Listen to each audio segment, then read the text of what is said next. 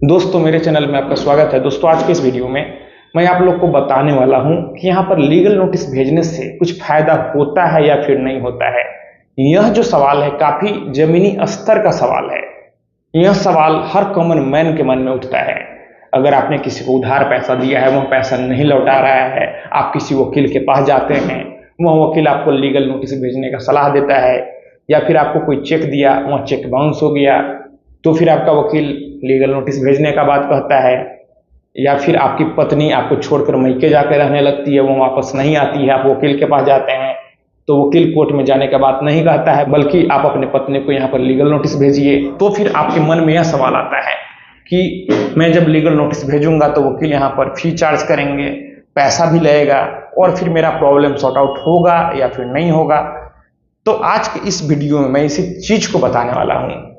तो दोस्तों इसे जानने के लिए आप इस वीडियो में अंत तक बने रहें, और अगर आप मेरे चैनल पर नए हैं तो फिर चैनल को सब्सक्राइब करके बेल आइकन को भी प्रेस कर लीजिए, ताकि मैं जब भी कोई ऐसी इंफॉर्मेटिव वीडियो आप लोग के लिए अपलोड करूं तो फिर आप लोग को उस वीडियो की नोटिफिकेशन मिल सके। दोस्तों कई सारे केसेस में अगर केस इस तरीके का है जिससे कि अगर बातचीत करके बगल वाले पार्टी को वार्निंग देकर अगर मैटर सोल्व हो सकता है, तो फिर कोर्ट का कहना है कि आप सीधे कोर्ट में नहीं आइए, बल्कि पहले ही कोर्ट में आने से पहले उसे सॉल्व कर लीजिए।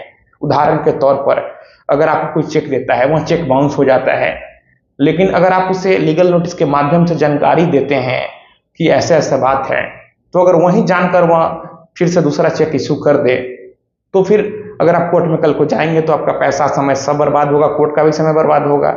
इसीलिए कोर्ट का कहना है कि आप बाहर ही मैटर को सोल्व कर लीजिए। अगर आप इन सभी केसेज में डायरेक्ट कोर्ट में जाते हैं तो कोर्ट यहां पर आपका केस एडमिट नहीं करेगा, बल्कि पहले आपको सजेस्ट करेगा कि आप लीगल नोटिस भेजिए। तो लीगल नोटिस का अपने आप में बहुत ज्यादा महत्व है। अगर आप चेक के बाउंस के मैटर का अगर कोर्ट में केस फाइल करते हैं तो केस फाइल करने से पहले आपको लीगल नोटिस अटैच करना पड़ता है। तो यहां पर लीगल नोटिस का बहुत ही इंपॉर्टेंस है। कई सारे केसेज में यहां पर आपका लाखों करोड़ों का नुकसान होता है, लेकिन अगर आप लीगल नोटिस भेजते हैं तो आपका नुकसान होने से बच जाता है। क्योंकि जो भी आपका अपोजिट पार्टी होता है, अगर उसे लीगल नोटिस रिसीव होता है तो उसके मन में कहीं ना कहीं डर बैठता है कि आज यह पार्टी मुझे लीगल नोटिस भेजा है, अगर मैं इसे सीरियस नहीं लूंगा तो कल को कोर्ट में चला जाएगा। अभी वकील का लीगल नोटिस आया है, कल को कोर्ट से लीगल नोटिस आएगा, तो क्यों ना मैटर को सोल्व कर लिया जाए। वह कॉम्प्रोमाइज का रास्ता अपनाता है। तो यहाँ पर लीगल नोटिस से बेनिफिट मिलता है, और कानून भी यहाँ पर आपको बाइंड करता है, आपको बाध्य करता है कि आप पहले लीगल नोटिस ही भेजिए, तभी आपका बात सुना जाएगा। तो यहाँ पर कोई भी मैटर हो, अगर आपका वकील आपको सजेस्ट करता है कि लीगल नोटिस भेजिए, तो आपको बिना सोचे समझे लीगल नोटिस भेजना चाहिए।